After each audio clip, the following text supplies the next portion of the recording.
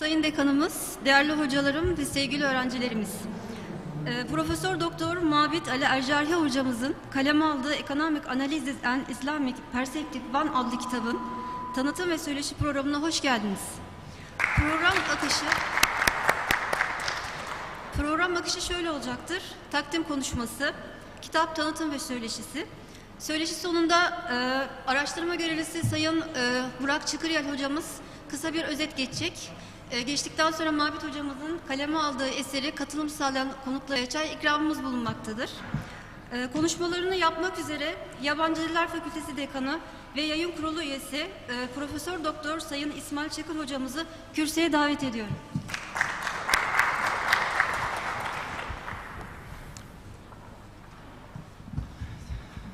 Değerli katılımcılar, öncelikle hoş geldiniz diyerek sözlerimize başlamak istiyorum. ASPİ Yayınları ve Uluslararası Finans ve Ekonomi Merkezi tarafından düzenlenen ilk kitap söyleşi programımıza tekrar hoş geldiniz. ASPİ Yayınları kurul üyesi olarak karşımıza bu kitap geldiğinde, yayın kurulu üyesi olarak ben ve diğer üyeler nezdinde kitabı çok değerli gördük ve uluslararası bir kitap olması hasebiyle hocamızın mesleki hayatının büyük bir kısmını bu alanda harcaması nedeniyle çok değerli bir kitap olduğu noktasında vardığımız karar neticesinde bu kitabı yayınlamaya karar verdik ve hocamıza da bu konuda teşekkür ediyoruz. Çünkü ASPİ Yayınları olarak ilk yayınladığımız bir kitap ve uluslararası kabul gören bir kitap. Bunun birincisini yayınladık. Bekliyoruz inşallah ikincisini de yayınlama temennisiyle. Sadece hocamızdan değil, Osman Bey Kütüphane Müdürümüz bu konuda gayet gayretli ve istekli. Diğer hocalarımızdan da benzer şekilde katkılarını, akademik çalışmalarını, ders notlarını kitaplara dönüştürmek istedikleri noktada ASPİ Yayınlar olarak her türlü katkıyı sunacağımız noktasında şu anda duyurmak istiyorum ve katkılarını da bu noktada bekliyorum.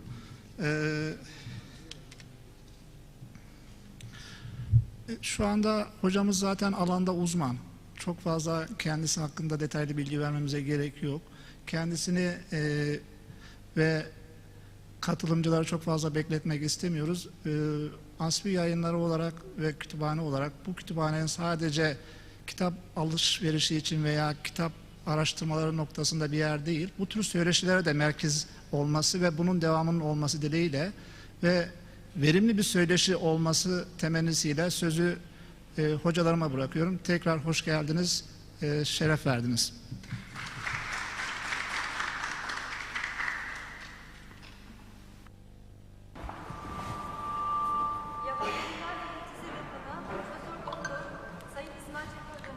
ممكن تحط موبايلك على نعم لا مش مشكلة. Mabit hocamız, Profesör Doktor Mabit Ali Erjarhi hocamız ve oturumu yönetmek üzere doktor öğretim üyesi Tevfik Azrak hocamıza söz veriyoruz. Buyurun. Teşekkür ederim hocam. İyi akşamlar. Selamun Aleyküm ve Rahmetullah ve Berekatuhu. Sorry, but I will speak in English and then there will be translation to Turkish. Okay. First of all, I would like to introduce Professor Dr. Mabit Ali Al-Jarihi, and then I will have some questions for him regarding his book. Professor Mabit Ali Al-Jarihi, he is originally from Egypt. Professor Mabit, he received the IDB, Islamic Development Bank Prize for Islamic Economics and Finance in the year 2019. He have long service in the regional financial institutions like Arab Monetary Fund and Islamic Development Bank. He is teaching undergraduate and postgraduate students and supervising many PhD and master students at University of Southeastern California, California State University, Cairo University, American University in Cairo, and Hamad bin Khalifa University and INSEF University in different places in the world. Professor Mabit, he have long experience in Islamic finance applications and training Islamic bankers in many topics and issues. This book, which we are going to discuss today, Economic Analysis and Islamic Perspective, considered the first book provided to the students in ASPO. Okay, so Professor Ma'bad, first of all, this book among the first books in Islamic economics and finance, which written as main textbook to students. This book discusses mainly theory in economics, but from Islamic perspective. This book have 19 chapters and discuss many topics inside it. So, Professor Ma'bad, Assalamu alaikum. Could you please inform us how does the idea came to you to start writing this book? بسم الله الرحمن الرحيم الحمد لله رب العالمين والصلاة والسلام على أشرف المرسلين سيدنا محمد وعلى آله وصحبه أجمعين اللهم هب لنا علما نافعا وقلبا خاشعا ولسانا ذاكرا وتوبة قبل الموت ورحمة عند الموت. Sisters and brothers, Assalamu alaikum wa rahmatullahi wa barakatuh. The idea of an Islamic economic theory and an Islamic economic system has been around us since the middle of the last century, of the 20th century. And as a student of economics who studied in Egypt and then went to the United States, the idea has never left my mind. I would have liked to publish this book earlier, but ideas do not come forward quickly, as you know. And writing is the most difficult function in life, because you know you write something and you don't like it, so you tear out the papers and throw it away, and you try again. So the objective was clear too, but to reach it took some time. And I am really grateful for ASBU and for the Department of Islamic Studies that they have been so kindly giving me so much time without rushing to write this book, and I am still trying to write the second volume on macroeconomics. The first challenge was to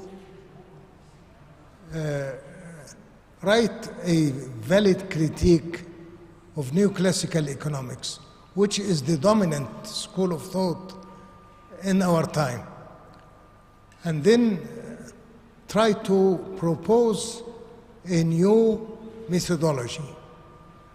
Why was that necessary? Because most writers in Islamic economics have, since 1950, have focused on methodology. And I think we spent too much time on this. So I thought it's time to close this subject. So the book looks into the elements in the methodology of neoclassical economics, like instrumentalism, like reductionism, like perfect competition, perfection in everything, and tries to show that these assumptions are either wrong or unrealistic. Why would we have a realistic? Why would we have realistic assumptions? Obviously, we are studying economics not just for an intellectual, not for just an intellectual exercise, but to develop policies. If your theory is not based on realistic assumptions, then your policies will not work.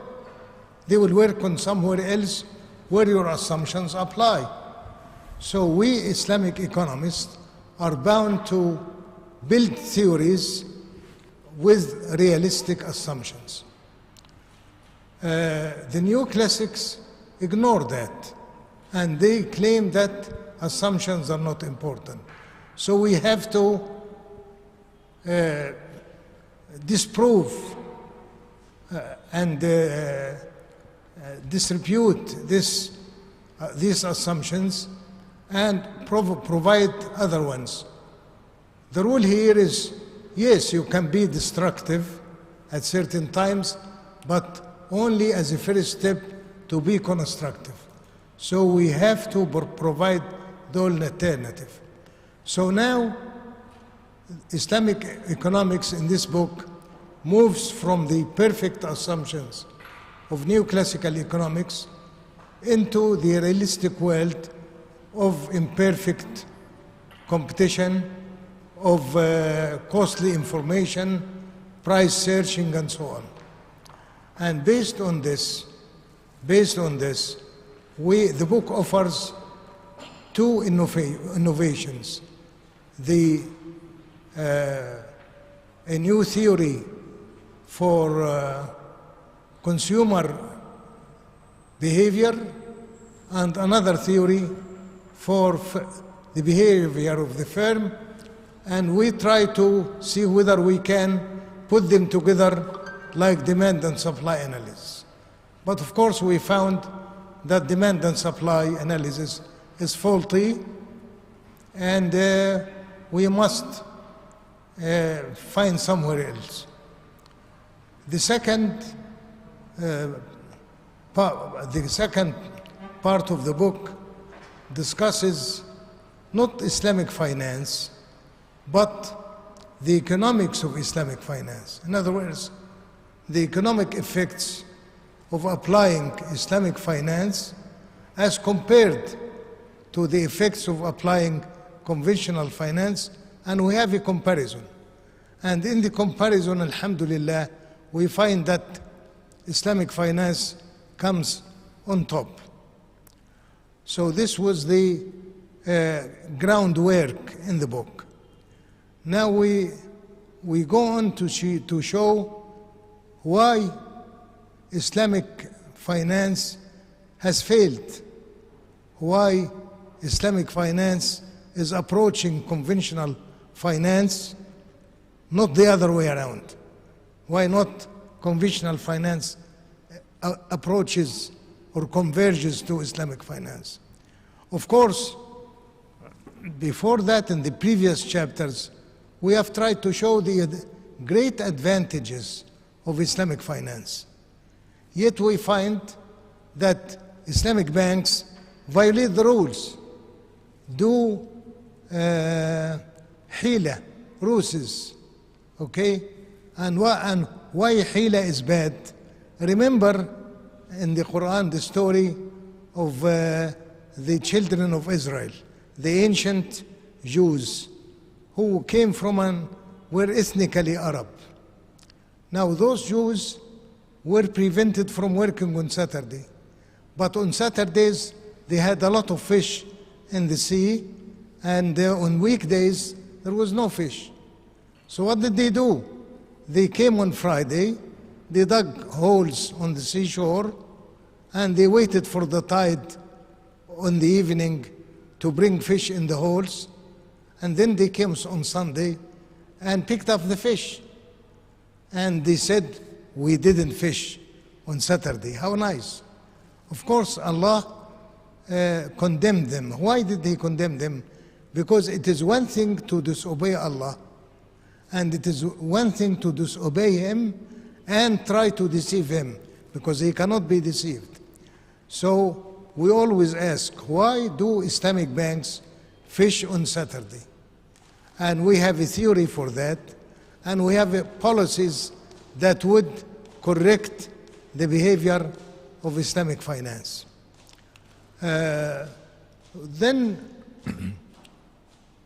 But during this analysis, we try not to forget the Islamic creed.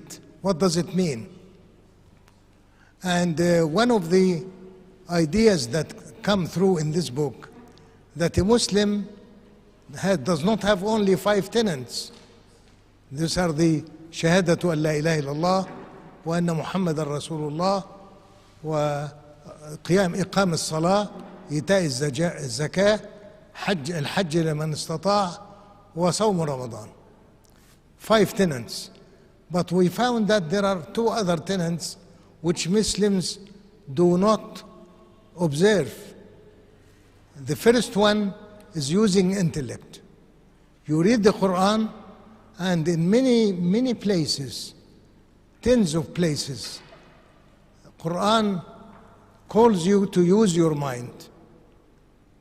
So it is an Islamic duty to use one's intellect. The other thing here is that you do not accept oppression. You know, Quran tells us of people who looked more like Muslims, but they were going to hell, wal-'iyadhu billah. And they asked them, what have you been doing? So they say, we were oppressed on earth. So they ask, wasn't earth vast enough, wide enough for you to migrate? Why should you stay where you are oppressed? So we, in the book, there is a commentary on the Islamic creed. Another thing that we find in the book is that the scientific method. And where do we get the scientific method? We do not get it from Western scientists, but we get it from 2 Muslim scholars. One of them who has been greatly unappreciated, Ibn Rushd, and his name is found in Western literature corrupt. They call him Averroes. And also another philosopher who was also a genius called Ibn Tufayl, who wrote his philosophy in the form of a story, which was called Hayy ibn Yaqdhan. So now Hayy ibn Yaqdhan model is what we call in economics the Robinson Crusoe model. It was stolen by some Western writer without giving credit to Ibn Tufayl. The scientific method has been very beneficial and very useful in Western schools of thought, but no credit was given to Ibn Rushd. So I went to the source, and the book establishes a methodology for Islamic economics based on the thought of Muslim scholars who lived a long time ago. Not only that, you take a class in economics, and they will tell you that the father of economics is Adam Smith. And Adam Smith lived in the 19th century. So he's very recent. But we found the first person who have ever written an economics book was Al-Shaybani, and his book Al-Kasb, and that was many centuries before. So the real father of economics was a Muslim, not a Westerner. Not only that, of course, you know, maybe some of you do not know, that the science of mathematics has been established by Al-Khwarizmi. And I think if Khwarizm is a Turkish-speaking, in an area of Turkish-speaking people. So you must keep this in mind. And if you Turks, some Turks, do not like mathematics, please think about it again. Rethink it. Because you know, if it wasn't for Khwarizmi, we would not have had modern mathematics now. So the book goes on like that. We have a new demand and supply theory. We have a new theory of the firm. We have a new type of equilibrium under very realistic assumptions of price searching, imperfect information, and so on. The book also gives very important notes on Islamic finance and how to improve it. why it is being corrupt by fishing on Saturdays, and how to bring it back to the source. Now, so what? You know, what's next? What's next is the volume 2, on which I'm working now. What will be in volume 2, inshallah? Yani if I get more time to live, then inshallah, then I will build the construction or the structure of an Islamic economic system, the complete structure, and how you can have an economic system without riba completely and without any one of the silly policies that you find in some writings, like setting the rate of interest to 0, using qard hasan, and things like that. So the macroeconomic model or the macroeconomic part is a real challenge, but it will also create some, perhaps a lot of noise in the profession, in the economics profession. The volume starts with the fundamental theory of Islamic economics, with which we should have started in the 50s of last century. What does this theory do? It nullifies all theories of interest in order to show that we have a reason. We have a reason for offering a new school of thought. Yes, this new school of thought is a revolution. Not only that, it's a revolution against what? Against new classical economics. But an economist will tell you, this is an old story. We all thought that Keynes launched a revolution against new classical economics. Yes, we say yes, he did, but there was a counter-revolution within 2 or 3 years, which actually wiped out Keynes and his contribution. And this is a long story. It will come out in detail in the second volume. It is also a revolution against the market capitalism. Market capitalism is a system which is crisis prone. Every few years we have a recession or a depression or some kind of financial crisis or any type of crisis. And when a crisis passes by, all what we can think of, when will be the next one? So now we are thinking, when will be the next crisis? So we are offering an alternative economic system. There are many wonderful characteristics of this system, and I use the figures for the Turkish economic system, and I found that we have very pleasant results for policymakers. But of course, this is not enough. Will any Muslim country come forward and apply it? That's the question. And this question is directed to the governors of central banks in Muslim countries and the Minister of Finance in Muslim countries. Not only that, but even the presidents and the heads of states in Muslim countries. So that's the story of this book. Thank you very much. Thank you, Professor Ma'bad. And we ask Allah to give you the long life, inshallah, until you finish this second volume of the book. Just in simple words, Professor, as you know, here in ASPO, we have Islamic Economics and Finance program. We have master's students in English, in Turkish, in Arabic. So what is your suggestion and recommendation for those researchers who are studying this field? Well, I think reading this book would give you a good guideline, because you will see what methodology to follow. Once we have the proper methodology, you can do it properly. And not only that, we must realize sisters and brothers, that Islamic economics is more than one branch. We can count maybe up to 6 branches. One of them is fiqh economics. And this is the most dominant part now.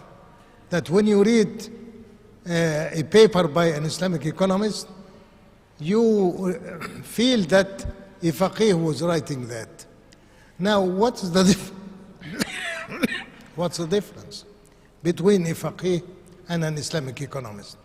A faqih is supposed to derive rules, Sharia rules, related to economics from the divine text, from Quran and Hadith. But we economists cannot do that. Why? Because we are not well versed in Arabic, in Quranic interpretation, in sources of Hadith, and so on. But what can we do? We can show the ultimate consequences of economic action. So if we take this action, you will have this consequence. So I advise my graduate students to stay within the branch of analytical economics, while my brothers working in Sharia would continue in their field to derive Sharia rules.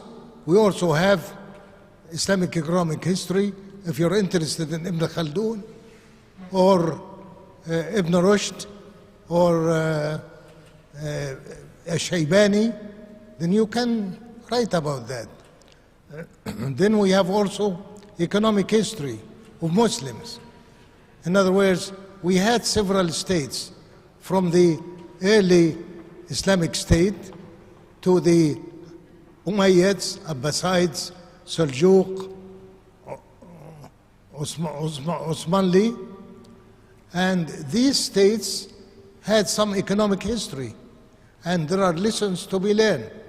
So we can learn that. We also can have courses or studies in policies.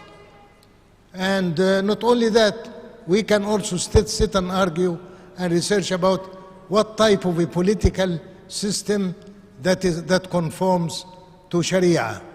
And we can say something about that. So there are so many things, and particularly in analytical economics, you will find many more topics in this field than in any other fields of Islamic economics.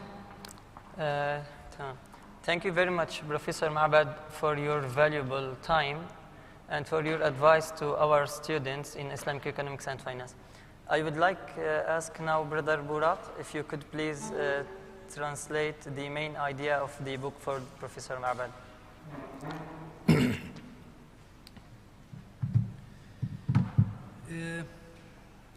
Ben kısaca hocamızın söylediklerini Türkçe olarak özetleyeceğim inşallah. Böyle bir 2-3 dakikada özetlemeye çalışacağım. Hocamıza yöneltilen ilk soru, kitabı nasıl yazmaya karar verdiniz? Hocamız bu konuya şöyle cevap verdi. Ben ilk başta lisansı Mısır'da okudum, iktisat alanında. Daha sonra yüksek lisans ve doktora için şeye gittim, Amerika'ya. Fakat lisansı okurken de, yüksek lisansı yaparken de bu tarz bir kitabı yazmak her zaman aklımdaydı dedi hoca. Özellikle Aspi Yayınları'na teşekkür etti. Bana tahammül ettikleri için, özellikle zaman konusunda biz hocamızı çok sıkıştırmamaya çalıştık. Hocamızı bu konuda esnek bırakıp yani süreci biraz daha sağlam ve sağlıklı bir şekilde yorumlamasına izin verdik. Dolayısıyla bu noktada Aspi Yayınları'na da çok teşekkür etti. Ona sağladığı imkanlar ve verdiği zamandan dolayı. Şimdi hocamız özellikle şundan bahsetti. Neoklasik iktisadın özellikle iktisada bakış açısında ciddi manada problemler olduğundan, bu problemlerin temel kaynaklarının neoklasik iktisadın varsayımlarından ortaya çıktığını, yani gerçek dışı varsayımlarından ortaya çıktığını söyledi. Tabii biz dedi kitabımızın 1. bölümünde özellikle bu gerçek dışı olan olgulara, varsayımlara elimizden geldiğince değinmeye ve kendi bakış açımızla tüketici ve firma davranışlarını incelemeye yöneldik kitabın ilk bölümünde. İkinci bölümünde ise İslami finansın uygulamalarından bahsettik. Tabii hocamız İslami finans deyince birden aklına insanların İslami finanstan beklentisi de geliyor. Dolayısıyla hocamız şöyle bir açıklama yapmak zorunda kaldı. Neden güncel anlamdaki İslami finans veya İslami bankacılık bize isteneni sunamıyor düşüncesi akla geliyor dedi. Hocamız da buna şöyle bir cevap verdi. Genelde bankaların kullandığı yöntemler hileli ve bu yöntemler bizim istediğimiz, arzu ettiğimiz İslami finansın arzu ettiği sonuçları doğurmuyor dedi. Buna örnek olarak da şeyi verdi. Yahudilerin cumartesi günleri Allah tarafından işte onların balık tutmasının yasaklanması, fakat onlar cuma gününden gelip işte kuyuları kazıp pazar günü gidip balıkları toplaması, hani cumartesi günü toplamadık deyip işin içerisinden çıkmasını örnek vererek İslami finansın çalışmasını da, İslami bankaların çalışmasını da bu örnekte ilişkilendirdi bir noktada. Hocamız temel manada aslında İslam'ın 5 şartının olduğunu, fakat Müslümanların genel anlamda 2 noktayı es geçtiğinden bahsetti. Bu noktalardan birincisi Müslümanların analitik yani aklını kullanarak süreci yorumlamak. Bu işte bu 5 şartın dışında bunu yerine getirmediğinden bahsetti. Ve ikincisi olarak da siyasi anlamda baskı altında yaşadıklarından ve siyaseti iyi şekillendiremediklerinden bahsetti. Kitabın diğer önemli bir noktası ise hocamızın bahsettiği metodolojisini aslında İslam tarihindeki önemli kişilerin kullandığı yöntemlerden almasıdır dedi. Bunlara örnek olarak da İbn-i Tüfeil, İbn-i Rüşd ve İbn-i Tüfeil'e örnek verdi. Tabi aslında şu anki Batı'nın kullandığı metodoloji, yani bilimsel metodoloji aslında bu kişilerden oraya gitti. Bu kişilerin metodolojisi Batılılar tarafından çalındı ve onlara da atıf yapılmadı dedi. Burada da ona bir vurgu yaptı. Dolayısıyla biz aslında kendi metodolojimizi bu kitapta kullandık dedi. Bu kitap aslında piyasa kapitalizmine bir başkaldırıdır dedi. Çünkü mevcut sistem içerisinde 3 yılda, 5 yılda bir sürekli krizlerle karşılaşıyoruz. Bu kitap bu yaşadığımız krizlere kısa zamanda hızlı bir şekilde sorunların giderilmesine katkı sağlayacak bir kitaptır dedi. İkinci sorusu ise Tevfik hocamızın, bu alanda çalışanlara neyi tavsiye edersiniz dedi hocamıza. Tabii özellikle hocanın öğrencilerine, yüksek lisans doktor öğrencilerine, hocamız ise tabii öncelikle bu kitabı okumalarını tavsiye ederim dedi. Bu kitabın avantajlarından yararlanmalarını ve şöyle bir vurgu yapmak istedi hocamız. Dedi ki İslam iktisadı literatürüne baktığınız zaman temelde 6 tane akımı görebilirsiniz. Bu akımlardan birisini örnek verdi hocamız. Dedi ki bu akımlardan birisi genellikle fukahanın, yani özellikle nasıl söyleyeyim, alanı iktisat olmayan fakat bu süreci şeriat düzleminde inceleyen kişilerin yazdığı eserlerin olduğunu ve bunların şu an sektörde baskın olduğunu söyledi. Fakat bizim özellikle bu kitapta, yani hocanın bahsettiği akım ise analitik düşünen analitik İslam ekonomisi akımı. Bu kitapta ise biz kesinlikle bu tarz bir yaklaşımdan ziyade, yani tabi şeriat İslam ekonomisinin şer'i prensipler İslam ekonomisinin temelde dikkate aldığı ana unsurlar, ama iktisadi açıdan analitik açıdan inceleyen bir kitap dedi. Dolayısıyla biz analitik bir bakış açısıyla aklımızı kullanarak iktisadi açıdan bu süreci yorumluyoruz dedi. Ve bu şekilde bitirdi.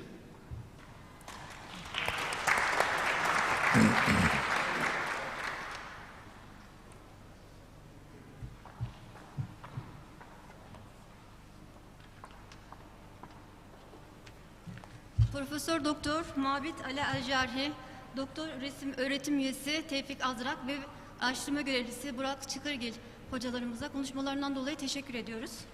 Sayın Dekanım, değerli hocalarım, sevgili öğrenciler, Economic Analysis and Islamic Perspective 1 adlı kitabın tanıtımı ilgili söyleşi sona ermiştir. Katılımınız için teşekkür eder, saygılarımı sunarım.